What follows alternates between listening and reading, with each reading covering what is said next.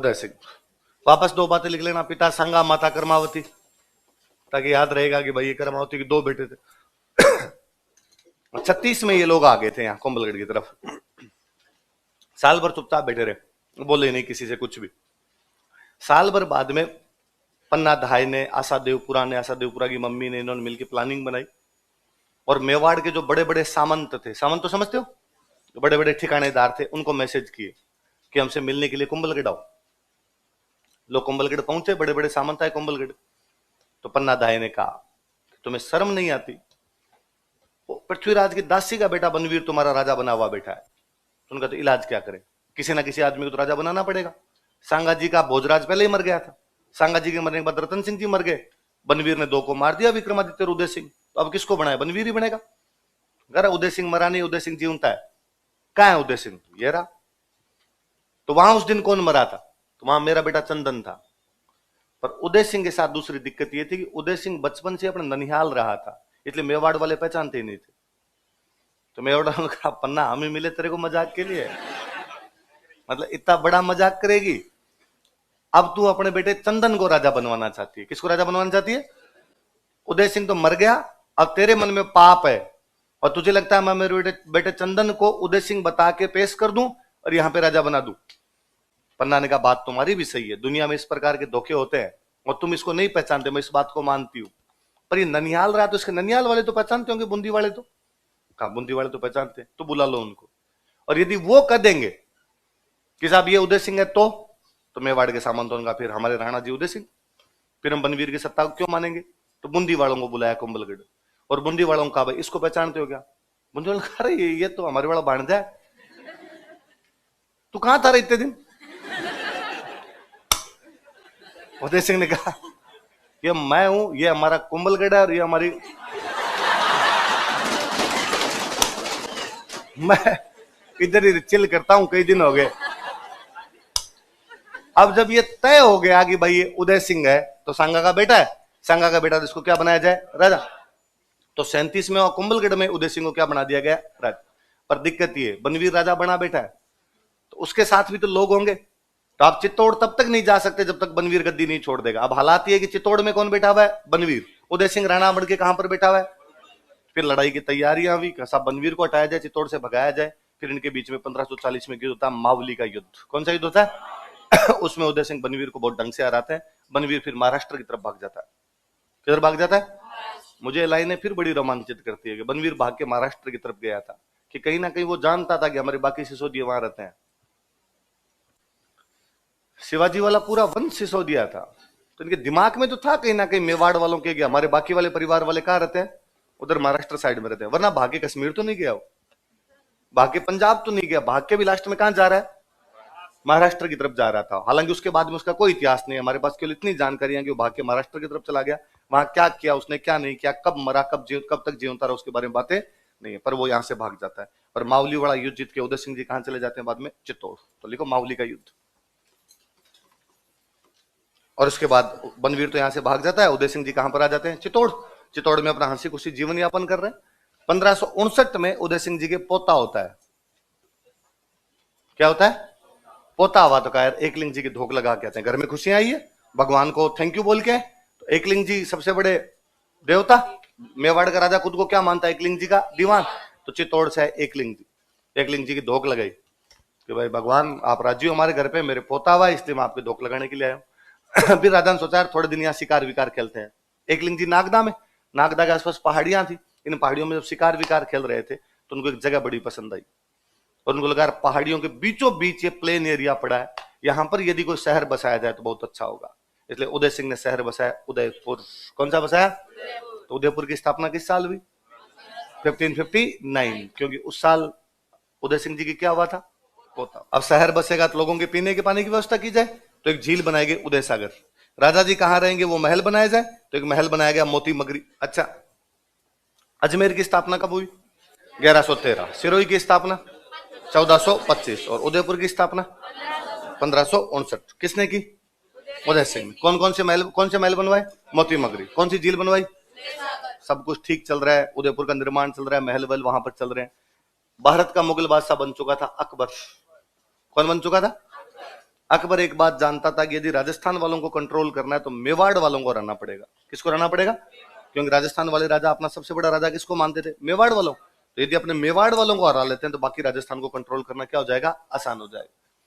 1567-68 में अकबर अपने मेवाड़ पर अटैक। इस बार जब मेवाड़ पर आक्रमण हुआ, इनको समाचार मिले कि जब मुगल बादशाह अकबर उधर से रवाना हुआ है दिल्ली की तरफ से और मेवाड़ पर आक्रमण करने के लिए आ रहा है, तो मेवाड़ वालों ने अपने भी वही तैयारियां की जाए, क्या है, बुलाया सबको, मंत्री संतरी सामंत खजानेदार कोषाध्यक्ष सारे बैठे, कितने पैसे पड़े, कितने हथियार पड़े, किसके पास कितने सैनिक है, कहां से लड़ेंगे, कैसे लड़ेंगे, सारी बातों का सलाह मशविरा किया जाने लगा।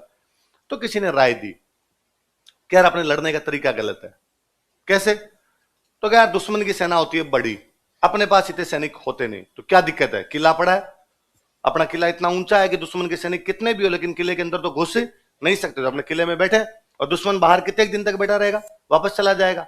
बात सही है, इसीलिए हमने किले बनाए थे कि कम सैनिक हो तो भी अपनी रक्षा की जा सके। पर कई बार दुश्मन ढीठ हो जाता है, जाता ही नहीं, तो फिर क्या, तो फिर साका कर लेंगे। कहा बस मैं यही कर रहा हूं, वो गलत है। कहा कैसे? कहा साके में सारे मर जाते हो, साके में तो जितने होंगे वो सारे मरेंगे लड़ने के लिए, जब बाहर जाएंगे तो कोई बचता ही नहीं है जो किला दोबारा छुड़वा पाए। 1303 में तुम लोगों ने साका किया था, रतन सिंह जी लड़ते हुए मारे गए, उधर अलाउद्दीन खिलजी ने कब्जा किया, उसने खिजर खान को दिया, फिर मालदेव सोनग्राह, फिर बनवीर सोनग्राह। 23 साल बाद में जाके हमीर आया था, वापस जीता था। 23 साल तक चित्तौड़ का किला अपने पास तो। फिर उसके बाद में 1535 में करमावती जोहर कर गई, बाघ सिंगर जितने इंटेलिजेंट लोग थे सारे लड़ते हुए मारे गए। हमारे पास दिक्कत ये थी कि ढंग का बंदा नहीं है जिसको मेवाड़ का प्रशासक बनाना पड़े, इसलिए हमें बनाना पड़ गया था बनवीर को। भाई मर गए ढंग के सारे, और बनवीर ने ज्यादा नहीं तो 3-4 साल तो लफड़ा कर ही दिया। 1540 तक तो उदय सिंह उसने चित्तौड़ नहीं आने दिया। तो जब ये तरीका ही गलत है आपके लड़ने का, तो क्या किया जाए? तो होना ये चाहिए कि सारे लोग एक साथ नहीं लड़ेंगे, आधे लोग लड़ाई करेंगे, आधे लोग बाहर रहेंगे किले से, आधे लोग किले के अंदर रहो, आधे लोग किले के बाहर रहो, ताकि किले के जो अंदर लोग बैठे हैं यदि वो किले को बचा लेते हैं तो बहुत अच्छी बात है। यदि वो किले को नहीं बचा ले तो बाहर बैठे हुए लोग लड़ाई तो जारी रखें, लड़ाई खत्म तो ना हो। अरे ये वाला तो ठीक है, पहले क्यों नहीं बताया तुमने कभी? तो अंदर कौन रहेगा और बाहर कौन जाएगा? कैसा? बाहर उदय सिंह जी जाएंगे। उदय सिंह का मजाक कर रहे हो? मेरा किला है, मैं बाहर जाऊंगा? कि सर आप अकेले नहीं, पूरी रॉयल फैमिली, राज परिवार का एक भी बंदा चित्तौड़ के किले के अंदर नहीं रहेगा, बाहर जाएंगे, पहाड़ों में जाके बैठो, अलग राजधानी बनाओ अपनी कहीं पर। क्यों भाई हमें बाहर क्यों जाना है? कि राजा यदि जिंदा रहता है तो जनता का आत्मविश्वास बना रहता है, जनता का मोराल अप रहता है, और जनता को लगता है हमारा राजा जिंदा हमारे लिए कुछ कर सकता है। और यदि राजा युद्ध में लड़ता हुआ मर जाता है, जनता बेहद निराशा का अनुभव करती है, और जनता को लगता है राजा ही मर गया, अब मतलब ही क्या निकला, दूसरे वाला राजा कब्जा करता है, जनता उसको टैक्स देने लग जाती है, सिस्टम ही चेंज हो जाता है पूरा का पूरा। वरना यदि राजा जिंदा रहा, जनता की आशाएं जिंदा रहेगी, जनता की आशाएं जिंदा रहेगी, राजा और सेना बना लेगा, और सेना बना लेगा, और टैक्स ले लेगा, और दुश्मन से वापस लड़ाई कर लेगा। इसलिए उदय सिंह जी आप तो पधारिए यहां से। तो किला कौन देखेगा? किला देखने के लिए का 2 इंटेलिजेंट बंदे अपने पास में, एक बंदे का नाम था जैमल और एक बंदे का नाम था पत्ता। जैमल मेड़ता के राजा थे। कहां के राजा थे? मीराबाई के कजन थे। मेड़ता का वीरमदेव खानवा युद्ध में लड़ने के लिए गया था, पढ़ा था हमने कल। वीरमदेव और 2 भाई थे, एक भाई का नाम वीरमदेव, एक भाई का नाम रतन सिंह। क्या क्या नाम था? वीरमदेव और रतन सिंह। वीरमदेव के जो बेटे हुए उनका नाम है जैमल, रतन सिंह की बेटी भी उसका नाम है मीरा। भाई बात समझ में? तो मीरा और जैमल दोनों आपस में क्या लगते हैं? कजन लगते हैं एकदम। तो जैमल मीरा के कजन हुआ करते थे। मीरा के जो पिताजी थे रतन सिंह जी, वो खानवा वाले युद्ध में लड़ते हुए मारे गए थे। तो खानवा वाले युद्ध में मीरा के पिताजी मरे थे। क्या नाम था पिताजी का? आगे पढ़ेंगे तब हम और पढ़ लेंगे। और इधर वीरमदेव जी उस युद्ध में भाग लिया था लेकिन उसमें मरे नहीं। बाद में वीरमदेव जी मरे तो मेड़ता का राजा कौन बन गया? जैमल। लेकिन अकबर ने 1562 में मेड़ता पर कब्जा कर लिया था। 1562 में कहां पर कब्जा कर लिया था? मेड़ता पे अकबर ने कब्जा कर लिया था। इसलिए जैमल बेरोजगार। जैमल मेड़ता का राजा है लेकिन इसके हाथ से मेड़ता निकल गया। मेड़ता पे कब्जा किसका हो गया? अकबर का। तो जैमल अब कहां जाए? तो आदमी संकट के क्षणों में भी हमेशा रिश्तेदारों के पास जाता है। उदय सिंह उसकी बहन के देवर थे। उदय सिंह मीराबाई के देवर ही तो है भाई। सांगा के बेटे थे भोजराज, उससे शादी किसकी हो रखी थी? मीराबाई। सांगा का बेटा है उदय सिंह जो अब राजा बना हुआ है, तो मीराबाई के तो देवर हो गए, तो अपनी बहन के देवर के पास चले गए। साहब हमारे हाथ से मेड़ता तो निकल गया, यहां नौकरी दो, तो उन्होंने नौकरी दे रखी थी। तो कहा गया साहब जैमल को अकबर के खिलाफ लड़ने का एक्सपीरियंस है, 1562 में लड़े हुए हैं, इसलिए किला किसको सौंप दिया जाए? जैमल। और किसको सौंपा जाए? जयमल की रियल बहन थे फूल कंवर। रियल बहन का नाम क्या था?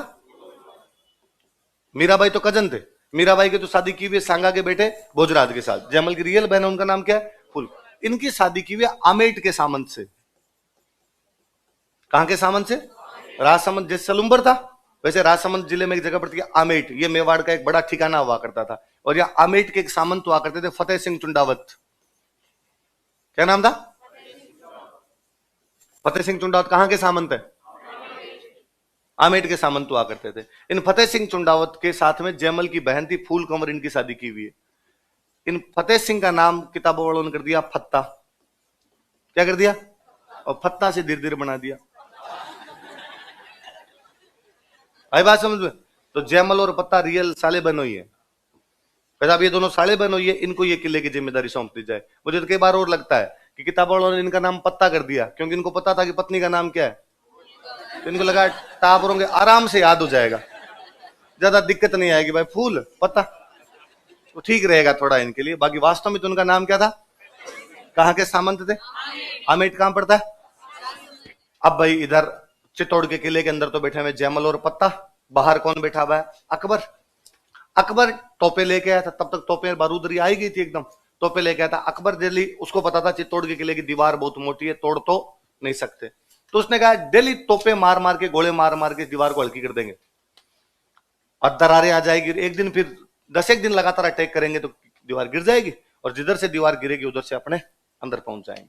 तो अकबर दिल्ली अपने तोपे लगाए, चित्तौड़ के किले की दीवार थोड़ा बहुत तोड़ दे, दरारें आ जाए उसमें, ऊपर ऊपर वाली तो बिखर जाए एकदम। अकबर के कल यहाँ एग्जैक्टली यहाँ एक गोला और मारेंगे, ऊपर वाली तो पूरी तोड़ देंगे इधर से। अकबर सुबह उठ के देखे तो ऊपर वाली दीवार बनी हुई। अरे बनवा किसने दी? उन्हें 15-20 दिन नोटिस किया कि यार दीवार तो वापस बन जाती है। पता लगाओ यार कि अंदर कौन बैठा है जो दीवार बनवा रहा है। इतना इंटेलिजेंट आदमी कौन जो रातों रात दीवार वापस बनवा देता है? पता चला अंदर जयमल है। अंदर कौन बैठा हुआ है? और अकबर कहा साहब अंदर तो जयमल है।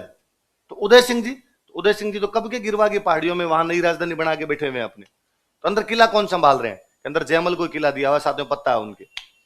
जयमल कौन सा? सब वो मेवाड़ वाला राजा जिससे हमने 1562 में मेड़ता का राजा जिससे हमने 1562 में क्या छीन लिया था। अकबर ने कहा यार पहले क्यों नहीं बताया? ये तो इजी टास्क है अब तो एकदम। और बंद करो लड़ाई, अपने तोपे बंद कर दो उधर अपने। मैं तो लेटर लिखता हूं, अभी काम हो जाएगा अपना तो। और अकबर ने जयमल के पास लेटर लिखा कि जयमल सॉरी भाई यार, वो 1562 में गलती हो गई और हमने तेरे से क्या छीन लिया? मेड़ता। और हमने तेरे से मेड़ता छीना इसलिए तेरे को कहां आना पड़ गया? मेवाड़। अब छोड़, जो बातें हो गई वो तो हो गई, गई बात घोड़ा ही कौन ना उड़े। जो बातें चली जाती है उनके पीछे तो घोड़े दौड़ाओ तो भी बातें हाथ में नहीं आती है। अब एक काम करते हैं, तू तेरा मेड़ता वापस ले ले और हमें चित्तौड़ दे दे। तेरा मेड़ता है वो हम तेरे को तेरा वापस दे देंगे। चित्तौड़ तेरा तो है भी नहीं, तेरे को तो चाबी दे के गए गेला भाई हमारा किला संभाल ले, हमें दे दे, तू चाबी हमें ला के दे दे। जयमल वापस रिप्लाई भेजता उनको कि है गढ़ मारो हूं धनी। धनी मतलब क्या होता है? मालिक। है गढ़ मारो, गढ़ मतलब चित्तौड़ का किला, है गढ़ मारो हूं धनी, असुर फिरे किम आण। असुर का मतलब होता है राक्षस, दुश्मन। किला मेरा है, चाबियां किला मेरा है, मैं इसका मालिक हूं और दुश्मन की औकात नहीं है जो किले के अंदर घुस जाए। कुंचा ज्यूं चित्रकूट रही। चित्तौड़ को बोलते थे चित्रकूट। क्या बोलते? कुंची मतलब चाबी। कुंची मतलब क्या था? कुंचा ज्यूं चित्रकूट रही कि चित्तौड़ की चाबियां दीदी मोही दीवान। मेवाड़ के राजा क्या बोलते थे? दीवान। दीवान उदय सिंह जी चित्तौड़ की चाबियां मुझे दे के गए हैं, किला मेरा है, मैं किले का मालिक हूं, दुश्मन की औकात नहीं अंदर घुस जाए। अकबर के पास रिप्लाई, अकबर ने कहा भाई सेंटी हो रहा है यार, इतना भी यार क्या आवश्यकता थी। अकबर ने फिर एक मैसेज भेजा उधर। अकबर ने कहा देख इतना इमोशनल होने की आवश्यकता नहीं है, मेड़ता तो तेरा है वो तो हम तेरे को दे ही देंगे, साथ में एक फ्री में दे रहा हूं नागौर। क्या दे रहा हूं? दोनों रख ले, मेड़ता भी रख ले और नागौर भी रख ले। और हमें क्या दे दे? चित्तौड़। एक के साथ एक फ्री वाला ऑफर, बाई 1 गेट 1 सेल लगी हुई है। तू तो अपने मेड़ता ले और साथ में क्या ले ले? नागौर। और हमें बदले में क्या दे के चला जा। वो भी तेरा थोड़ी है चित्तौड़, ये तो वैसे ही उदय सिंह का है भाई। खुद की चीज देने में तो जोर है, लोगों का है। चाबियां तो पकड़ा के जानी है, पकड़ा जा। और तू तेरे क्या रख ले? अपने मेड़ता और। जयमल जी वापस रिप्लाई करते हैं कि भूख न मिटे मेड़ तो ना मिटे नागौर, और रजवट भूख अनोखड़ी मरिया मिटे चित्तौड़। ये तुम्हारे नागौर और मेड़ते से मेरी भूख नहीं मिटने वाली, ये तो वीरता की भूख है जो मरने पे मिटेगी। तो अकबर ने कहा फिर भूख मिटा के देखो, कुछ ना कुछ तो करना पड़ेगा। अब भाई लड़ाई की तैयारी, अब ये निश्चित हो गया था भाई दोनों ही पक्ष झुकने वाले, तो अब अकबर दिल्ली तोप के गोले मरवा के उधर तोड़े, जयमल रातों रात उसको वापस बनवा दे। एक दिन इसी प्रकार किसी रात को जयमल जी दीवार पर खड़े खड़े उस दीवार का पुनर्निर्माण करवा रहे थे। अकबर नीचे से अपनी बंदूक से निशाना लगाता है। अकबर की बंदूक का नाम था संग्राम। क्या नाम था? निशाना लगाता है, जयमल जी के पैर में गोली लग जाती है, जयमल जी घायल हो जाते हैं। इतने में किले के अंदर अनाज और पानी खत्म होने लग गया। अकबर 4 महीने का घेरा डालता है। कितने महीने घेरा था? वो नवंबर के आसपास आए थे, फरवरी तक यहीं थे वो, नवंबर दिसंबर जनवरी और फरवरी, 4 महीने का घेरा था उसका। 4 महीने में किले का अनाज खत्म होने लग गया। तो कहा अब अपने पास दूसरा कोई तरीका नहीं बचा, अब तो अपने क्या करना पड़ेगा, साका ही करना पड़ेगा, और अपने पास में कोई इलाज नहीं बचा है। ठीक है साहब, साका किया जाना चाहिए। साके में 2 चीज होती है, एक होता है जोहर और एक क्या होता है, लिखो 1568 ईस्वी में फूल कंवर ने जोहर किया, फूल कंवर कमिटेड जयमल तथा पत्ता के नेतृत्व में केसरिया किया गया। केसरिया took place under leadership of Jaimal and पत्ता।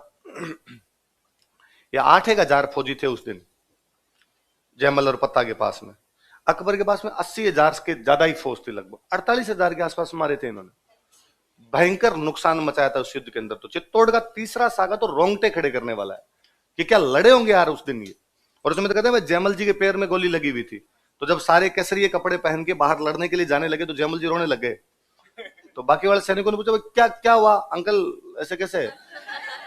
तो अंकल ने कहा यार तुम लोगों का सौभाग्य देखो, क्या देश के लिए मरने का अवसर प्राप्त हुआ है, और तुम सारे केसरिये कपड़े पहनकर कितने फूटरे लग रहे हो, और बाहर जाके दुश्मन को बता दोगे कि तुम क्या चीज हो।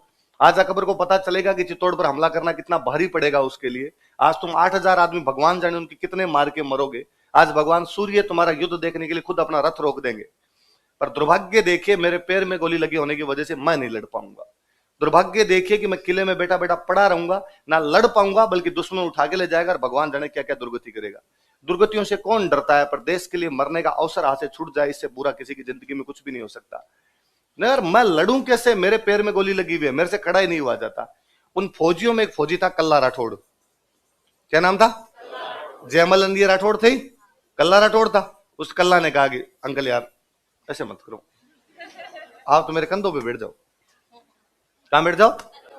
कल्ला राठौड़ को जब ये समाचार पहुंचा था ना कि चित्तौड़ के अंदर हमला होने वाला और आपको लड़ाई के लिए बुलाया है, कल्ला राठौड़ अपनी बारात लेके ससुराल पहुंचा था। एग्जैक्टली उस समय अपनी बारात इसकी ससुराल पहुंची थी, तब इसके पास वो समाचार जाता है कि चित्तौड़ के अंदर लड़ाई है। इसने कहा ब्याह बाद में करेंगे, है ना। अभी तक भी समाचार आते ही रहते हैं। अभी 5-7 दिन पहले की न्यूज थी, हिमाचल प्रदेश का एक फौजी कश्मीर के अंदर पोस्टेड है, वो शादी थी वहां कश्मीर के अंदर जहां चल रहा है, वहां बर्फबारी है, बहुत भयंकर वाली, गाड़ियां वाड़ियां नहीं आ रही। उसने समाचार भेजा कि शादी पोस्टपोन की जाए, बाद में देखेंगे।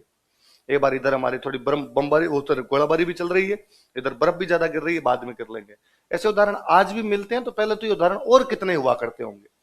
तो कल्ला राठौड़ ने कहा जयमल जी आप तो मेरे कंधों पे बैठो और कंधों पे बैठ के आप तो लड़ाई कर लेना। तो उस युद्ध के अंदर नीचे से 2 हाथ चल रहे थे कल्ला के, ऊपर से 2 हाथ चल रहे थे जयमल के। उस दिन कल्ला यूं लग रहा था कि साक्षात भगवान विष्णु का चतुर्भुज अवतार है, वो 4 हाथ का देवता है। क्या कहलाता है? देखो लड़ाई भी फाइनली जीत उनकी होनी थी जिनकी संख्या बहुत ज्यादा होगी। जब आप 10 गुना से भी ज्यादा होंगे तो इधर वाले कैसे नहीं जीत सकते, उधर वाले जीतेंगे। अकबर चित्तौड़ किले पे कब्जा कर लेता है 25 फरवरी 1568। कब कब्जा कर लेता है? सैनिक लड़ते हुए मारे जा चुके थे। अब किले के अंदर केवल साधारण जनता बैठी थी जिसका युद्ध से कोई भी लेना देना। अकबर खार खाया हुआ था, उसे इतना भयंकर भयंकर नुकसान हुआ था। और किले के अंदर घुसा तो किले में से किसी आदमी ने और बाटे बाटे मार दिए उनके। एक आधे किसी गुस्सा आया होता है, हमारे चित्तौड़ भी तुम कब्जा कैसे कर सकते हो। अकबर ने सबको घरों से बाहर निकाल के मार दिया था। 30,000 लोग काटे थे। कितने लोग काटे थे? और मुझे सबसे जोरदार तो वो लगता है कि अकबर बाकायदा लिखवाता इस बात को, लिखो 30,000 काटे, बुरी तरीके से काटे, ताकि आगे आने वाले टाइम के अंदर कोई जनता हमारे खिलाफ इस प्रकार की बगावत ना कर पाए। तो देखो यहाँ पे ये किला जीतने के बाद उसने यहाँ पर एक सिक्का चलाया था, एलची। कौन सा सिक्का चलाया था? एलची नाम। वैसे एलची का मतलब होता है दूत। क्या मतलब होता है? तो संदेश। तो एक प्रकार से संदेश है कि भाई ये किला मैंने जीत लिया। पर कहते हैं भाई अकबर इन जयमल और पत्ता की वीरता से बड़ा प्रभावित हुआ और उसे लगा यार क्या बंदे हैं दोनों, कि किला इनका नहीं था उसके बावजूद मेरे से लड़ते हुए मारे गए। तो उसने इन दोनों की मूर्तियां आगरा के किले में लगवाई थी। कहां पे लगवाई थी? हालांकि अब आप आगरा का किला देखने जाएंगे तो वहां पर ये मूर्तियां नहीं है। ऐसा कहा जाता है कि बाद में राजा बना औरंगजेब। कौन बना? औरंगजेब थोड़ा कट्टर टाइप का आदमी था। औरंगजेब ने कहा ये दो मूर्तियां किसकी है? बाहर जो हाथियों पे दो आदमी बैठे, दोनों हाथियों पे बैठे हुए थे। किस पे बैठे हुए थे? कि जयमल बढ़ता जीवण है। जीवना मतलब होता है राइट। जीवना मतलब क्या होता है? बढ़ता मतलब घुसते ही। मारवाड़ी में कहते बढ़ जा, घुस जा। जयमल बढ़ता जीवण है कि घुसते ही आगरा के किले में राइट हैंड साइड पे किसकी मूर्ति थी? जयमल। फत्तो डावी पास। डावा मतलब लेफ्ट, जीवना मतलब राइट, डावा मतलब लेफ्ट। तो जयमल बढ़ता जीवण है, फत्तो डावी पास। हिंदू चढ़िया हाथियान अड़ियो जस आकाश। हिंदू दोनों हाथियों पर बैठे हुए थे और उनका यश जो था वो किसको छू रहा था? आसमान को छू रहा था। उनकी कीर्ति आसमान तक जा रही थी कि जयमल और पत्ता उस युद्ध में क्या बहादुरी से लड़े होंगे। औरंगजेब ने पूछा हाथियों पे बैठे हुए मूर्तियां किसकी है? साहब ये तो बहादुर हिंदू सेनापति थे जयमल और पत्ता। उसने कहा अच्छा, तो ये अपनी तरफ से लड़े होंगे और दुश्मनों को काटा होगा? नहीं, अपने खिलाफ लड़े थे और भयंकरी काटा था। तो इनकी मूर्तियां यहां पे किसने लगवाई? क्यों आपके परदादा जी थे ना अकबर, वो इनकी वीरता से बड़े प्रभावित हुए थे। उसने कहा परदादा जी के दिमाग की चक्रियां हिली हुई थी, गिराओ इन मूर्तियों को। तो औरंगजेब ने मूर्तियां गिरवा दी थी। औरंगजेब के टाइम में एक फ्रेंच आया हुआ था यहाँ पे, बर्नियर। कौन आया हुआ था? फ्रेंच था ये बंदा एक, ये यहां पर था। और इसने एक बुक लिखी है, travels in the Mughal empire.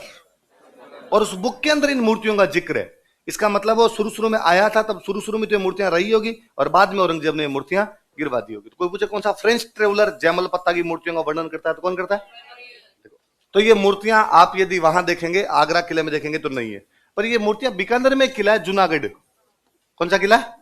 आगे पढ़ेंगे हम। राय सिंह जी एक राजा हुए थे बीकानेर में जिन्होंने किला बनवाया था। तो जूनागढ़ में इनकी मूर्तियां लगी हुई। राय सिंह जी तब लगवा के गए थे, आज भी मूर्तियां हैं। तो कोई पूछे राजस्थान के और कौन से किले में जयमल पत्ता की मूर्तियां? अच्छा, जयमल पत्ता यहाँ पे चित्तौड़ में लड़ते हुए मारे गए। तो पत्ता की छतरी बनी हुई है चित्तौड़ किले में, एक दरवाजा और है रामपोल। उधर वो जयमल और कल्ला दोनों एक साथ लड़ रहे थे। वो दोनों दो दरवाजे और है। एक दरवाजे का नाम है हनुमान पोल। क्या नाम है? एक दरवाजे का नाम है भैरव पोल। इन दोनों के बीच में लड़ते हुए मारे गए थे। इन दोनों के बीच में किसकी छतरी बनी हुई है? जयमल और कल्ला। लिखो। अकबर चित्तौड़ किले पे कब्जा कर लेता है। उदय सिंह जी बाहर बैठे हैं। उदय सिंह जी अपनी सेना बना के वापस बदला लेने की सोच रहे हैं। इतने में उदय सिंह की डेथ हो गई 28 फरवरी 1572 को। होली थी उस दिन। कौन सा त्योहार था? वही गिरवा की पहाड़ियों में एक जगह पड़ती है गोगुंदा। कौन सी जगह? या गोगुंदा में उदय सिंह जी की डेथ हो गई। तो उदय सिंह जी की छतरी कहां पर बनी हुई है? देखो, 28 फरवरी 1572। उदय सिंह जी भारत के पहले राजा हुए जिन्होंने पहाड़ों में लड़ने की नीति अपनाई थी कि किलों में नहीं लड़ेंगे, किस में लड़ेंगे? कालांतर में इसी नीति को अपनाते हैं महाराणा प्रताप। कालांतर में इसी नीति को अपनाते हैं मलिक अंबर। कालांतर में उसी नीति को अपनाते हैं छत्रपति शिवाजी। तो शिवाजी इन प्रतापन जो पहाड़ों में बैठ बैठ के लड़ रहे थे, पहाड़ों में लड़ने वाला पहला फैसला पहली बार किसी ने लिया था, तो वो बंदे कौन थे? पर उदय सिंह जाते जाते एक गलत काम कर गए। उदय सिंह के सबसे बड़े बेटे थे प्रताप। कौन थे? उदय सिंह जी राजा बना गए जगमाल को। एक दूसरा बेटा और था, उसका नाम क्या था? इसका मतलब जगमाल की मम्मी की उदय सिंह से ज्यादा बनती है। तो जगमाल की मम्मी ने राजा किसको बनवा दिया? जगमाल। लिखो।